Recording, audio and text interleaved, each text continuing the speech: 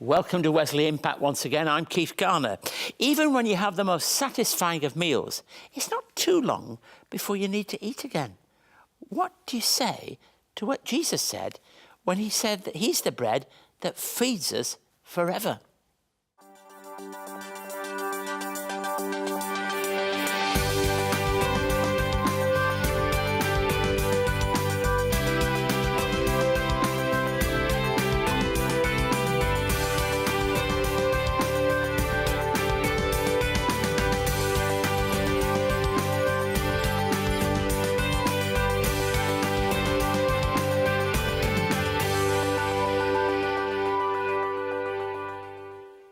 Thank you for joining us today. Here at Wesley Mission, we have a long history of using the media effectively to communicate our word and deed ministry. In addition to our weekly television programme, magazines and online and social media communication, we regularly produce marquee documentaries, teaching materials for Australian and international audiences. The most recent feature documentary was The Man of Galilee. Now, this is a 6-part series looking at the impact of the life and ministry of Jesus Christ, considering the question that those present in the first century asked of Jesus and of each other, and encouraging us to consider the questions that we might ask of Jesus today. In this episode, I'd like to show you an excerpt, if you like, from episode 2. This is a segment in the series which sets the context of the first century and the area in which Jesus lived. We look at who Jesus called to follow him and how he called other people. Also, in today's episode, I'll share with thoughts on the satisfying presence of the power of God in Christ. It's a food that is distinctively Christian, and people have found down the years that once they've fed on this food, that they're never hungry again in just the same way. Now, John 6 is a wonderful chapter in which we explore and focus upon Jesus as the bread of life. And I'm going to look at that today. It's really one of those great I am sayings of Jesus. I am the bread of life. I mean, what would people hear when he said that? What would the people perceive in the words of Jesus as they heard him speaking in this way? And what relevance does that have for us today as we start to think about it in relation to our own lives and the life of the world? We'll return to that in just a few moments. And we'll be joined in the studio by Rebekah Cowie and the Wesley Impact Band who will sing I Am Yours. You might remember last week we began looking at some of our achievements over the past 12 months in the life of Wesley Mission. Now, there are so many of them that we put it into 2 installments. And here's the second installment. In fact, we're even going to manage a third in that series to show you what it is we've been doing. As always, you can watch all the videos featured on Wesley Impact on the Wesley Mission website. There you can also read about those achievements, subscribe to our mailing list, and follow us on social media wherever you are in the world. That will also allow you to stay up to date with the latest news and information from Wesley Mission. The website and the email address are on the screen now. Let's take a look together at some of the highlights over the past year at Wesley Mission. Wesley Mission held a Careers Expo early in the year, particularly to promote care roles and to raise awareness of the practical training and education provided by Wesley Vocational Institute. Combined, the Wesley Training family trains around 12,000 students a year. And within Wesley Vocational Institute, which is our registered trainer organisation, we train about 2,000 students a year. Wesley Mission services include 24/7 crisis support, suicide prevention training, community networks and targeted support for mothers and their children. This last year, 61 mothers and their children were assisted through Mums and Kids Matter, and more than 38,000 calls were answered by volunteers at Lifeline Sydney and Sutherland. I love the work I do. I'm passionate about suicide prevention. I study suicide prevention, and I hope that I can give all volunteers that ability to talk to people in their time of crisis. Wesley Life Force Networks expanded to a total of 72 networks across Australia, including 9 new networks in both suburban, inner city, rural and remote areas. In addition, 14 Aboriginal and Torres Strait Islander networks supported local people with local solutions. Wesley Life Force memorial services honoured loved ones lost to suicide, bringing the community together in a spirit of comfort and hope. Services were held in Brisbane, Sydney, Newcastle, Adelaide and for the first time in Darwin, as reported by ABC News. A group of people bereaved by suicide gathered this month for Darwin's first ever memorial to the victims of suicide.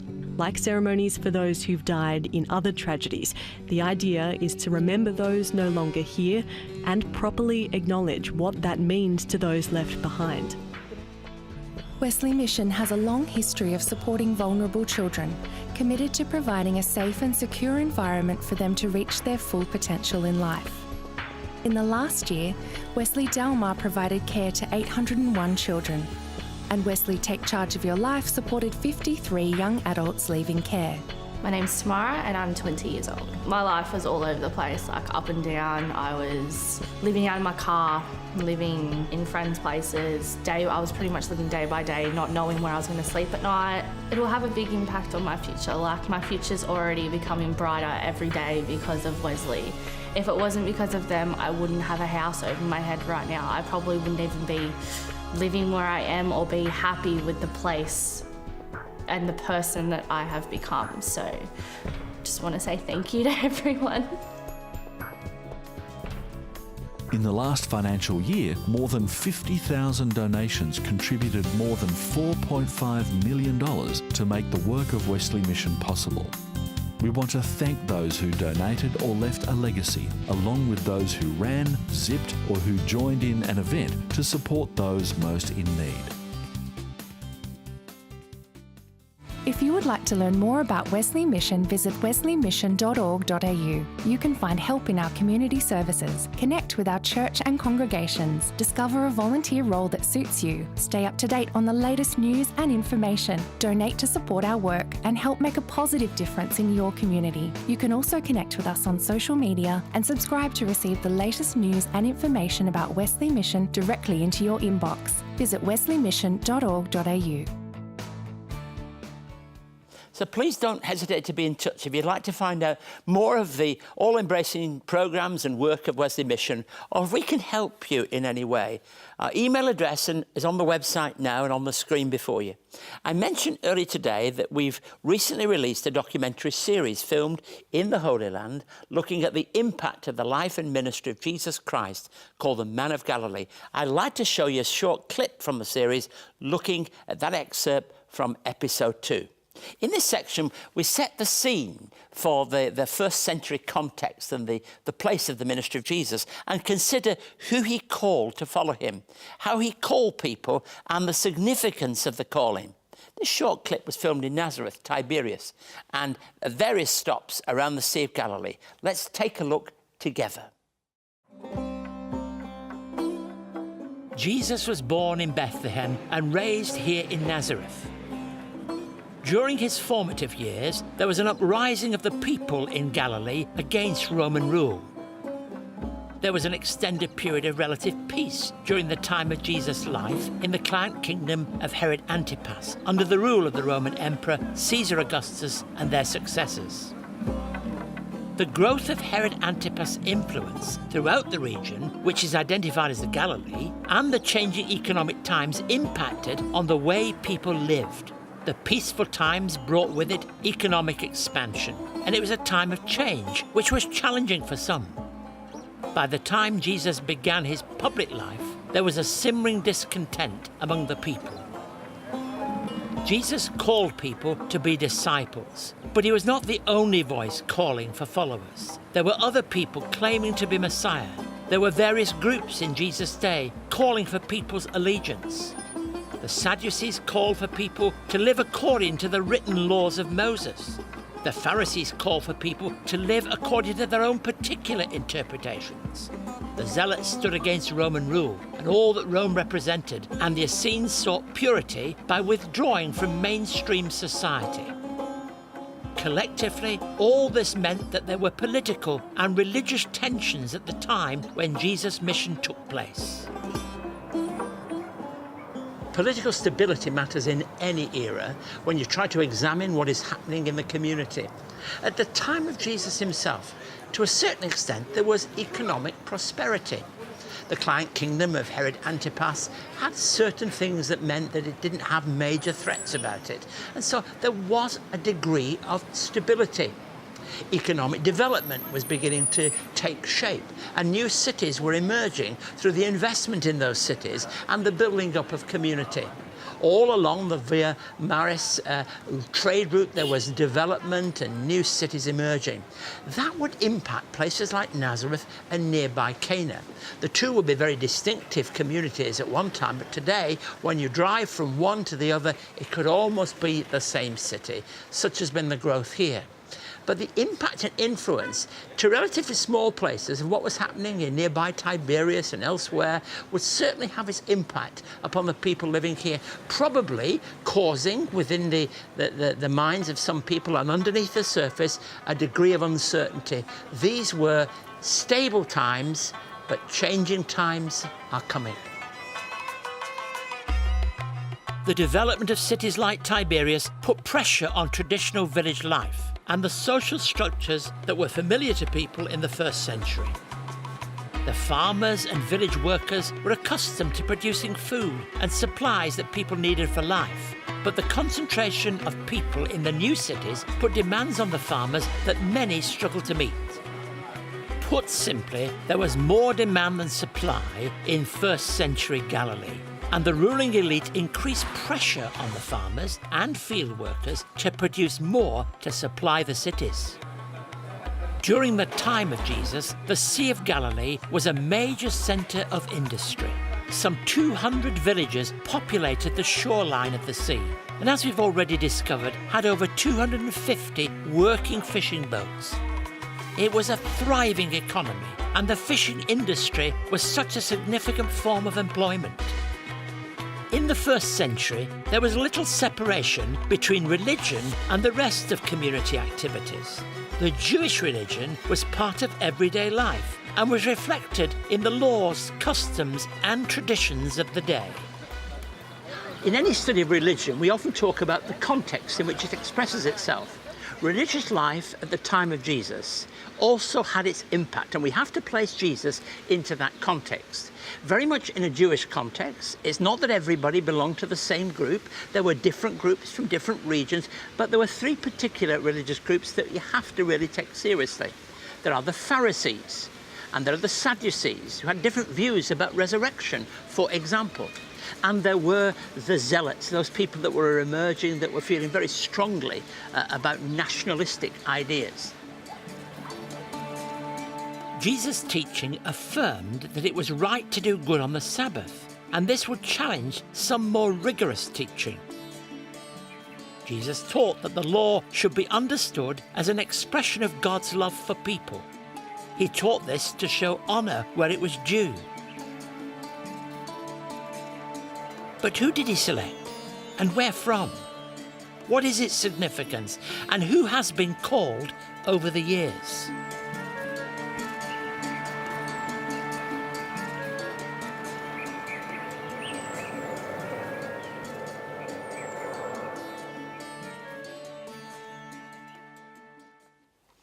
I hope you enjoyed that short clip from the Man of Galilee. You're going to be able to find out more about not only what it's about, but how you can obtain a copy of this DVD or download from the Wesley Mission website. The address is on the screen now. Don't forget the special page on our website, Wesley Mission /Man of Galilee.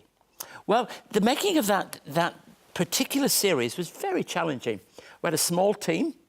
We obviously didn't take out the whole works. This was not a Hollywood blockbuster with a staff of thousands. Small team, very hot weather.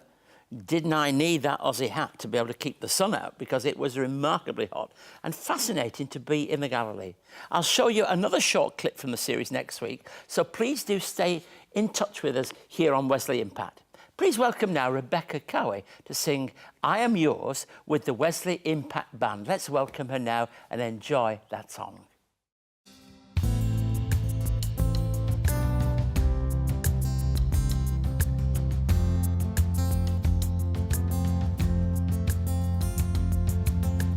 I see your fingerprints, the work of your hands.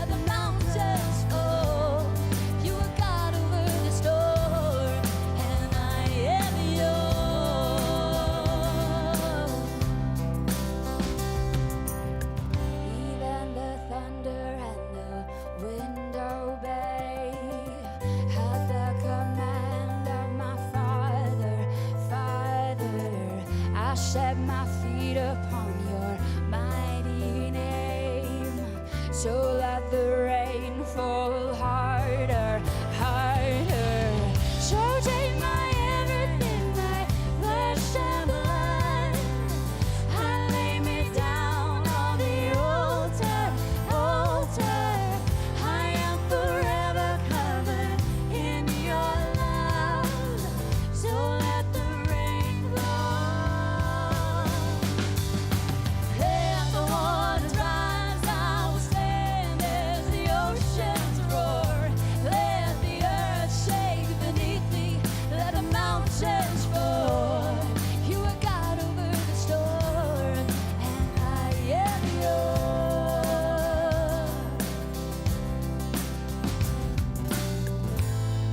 You are God over the storm, and I am yours.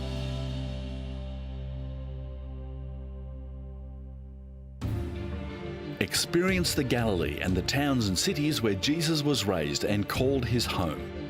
Capernaum, Nazareth, Tabgha, Magdala, Caesarea Philippi, Bethsaida, Tiberias, and of course the Sea of Galilee all feature in this 6-part series as Keith Garner explains the first century context of biblical events. Jesus was born during a time of change in the political and economic leadership of this region. Fishermen around a lakeside was really one of the big businesses. Why Jesus? Why didn't people ignore him? Why did they take him seriously? And what are the questions we should be asking today if we're going to take Jesus seriously? The Man of Galilee is available now and comes with a study guide for leaders, small groups and individuals. For more, visit wesleymission.org.au. So I want to read to you from John chapter 6. This is a great chapter. It's no wonder we're spending 4 weeks looking at it. From verses 41 through to 51. At this, the Jews there began to grumble about him because he said, I am the bread that is come down from heaven. They said, is this not Jesus, the son of Joseph, whose father and mother we know? How can he now say, I came down from heaven? Stop grumbling among yourselves, Jesus answered. No one can come to me unless the Father who sent me draws them, and I will raise them up at the last day. It's written in the prophets, they will all be taught by God. Everyone who has heard the Father and learned from him comes to me. No one has seen the Father except the one who is from God. Only he's seen the Father. Very truly, I tell you, the one who believes has eternal life. I am the bread of life. Your ancestors ate the manna in the wilderness, yet they died. But here is the bread that comes down from heaven, which anyone may eat and not die. I am the living bread that came down from heaven. Whoever eats this bread will live forever. This bread is my flesh, which I gave for the life of the world. So we put this reading into the context of the chapter. And if I'm reading a chapter at this length, I want to say, is there a key verse somewhere within it around which everything centers or circles or flows from or flows toward? And for me, it would be verse 35. Then Jesus declared, I am the bread of life. Nearly everything in the chapter seems to point to that and flow from it. Those who come to him will never hunger or thirst again because they're fed by Jesus Christ. Now, the Old Testament makes it quite clear that God provided manna for the children of Israel as they were in the wilderness, but they still hungered. It was only bread for the moment, if you like. But this was not the case for those who ate the bread of heaven. Bread becomes a metaphor for that which is broken. It points to Jesus' humiliation, suffering, and death. And it leads on to him offering himself for us. You get the feel when you read this chapter that you're being given a preparation for that which is given, not just for the moment, but for all times. It's not understood by everyone. I'm certain that many of the people who heard this for the first time would not only not fully understand it, but would take them so long before they got even an inch of really getting hold of it. Let's look at some of the verses in it. We've got that verse 35, one of the great I am sayings. There are a whole series throughout John's Gospel about I am sayings, that I am the way, the truth, and the life. I am the resurrection and the life. Jesus says, I am the bread of life.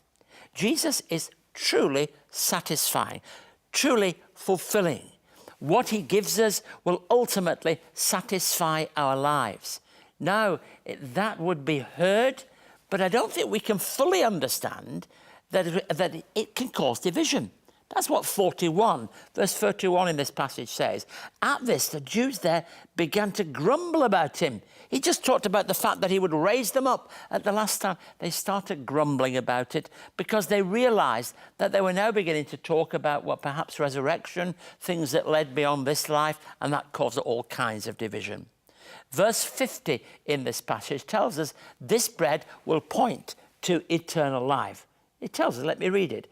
But here is the bread that comes down from heaven, which anyone may eat and not die. Not restrictive, not for a narrow few, but for all. It's a favourite word of mine at Wesley Mission, all. That's why we do what we do. That's why we engage in such a wide range of services as we reach out to people and offer compassionate care, as we engage in the struggle for justice. It's because we believe it's for all people of all kinds. And in verse 51, that the passage comes to a kind of climax where we read in verse 51, I am the living bread that came down from heaven. Whoever eats this bread will live forever. This bread is my flesh, which I give for the life of the world. Gosh, you can't read that, can you? And not be thinking about that which lies ahead. Maybe communion, maybe the Lord's Supper, the Mass, whatever you want to call it, in whatever tradition you come from, a sense in which this bread, which is himself given for us, has really, really deep implications. It points to his death and his resurrection.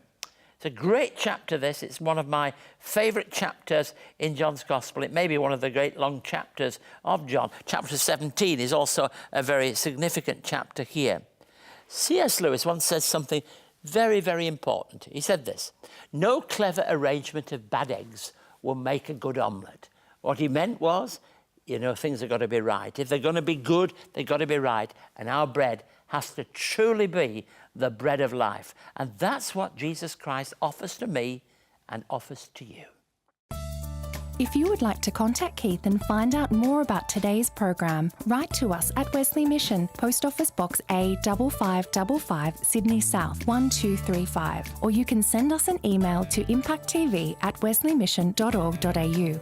On our website, you can catch up on past episodes of Wesley Impact, find out more about our work, read online magazines and articles, and connect with us on social media. You can also connect through Keith's blog and stay up to date on all the latest news and information from Wesley Mission, wesleymission.org.au. Thank you once again for joining us today. I hope you enjoyed that short segment from the Man of Galilee series and also found the continuing thoughts on John 6 helpful and I hope inspiring. Galilee was the setting for Jesus feeding the crowd and the calling of the disciples, so the link is so meaningful. The Man of Galilee is available from Wesley Mission. You can get all the details on the website. The address is on the screen now. Take note of the special webpage for this series. It's always good, so I'm looking forward to seeing you same time next week.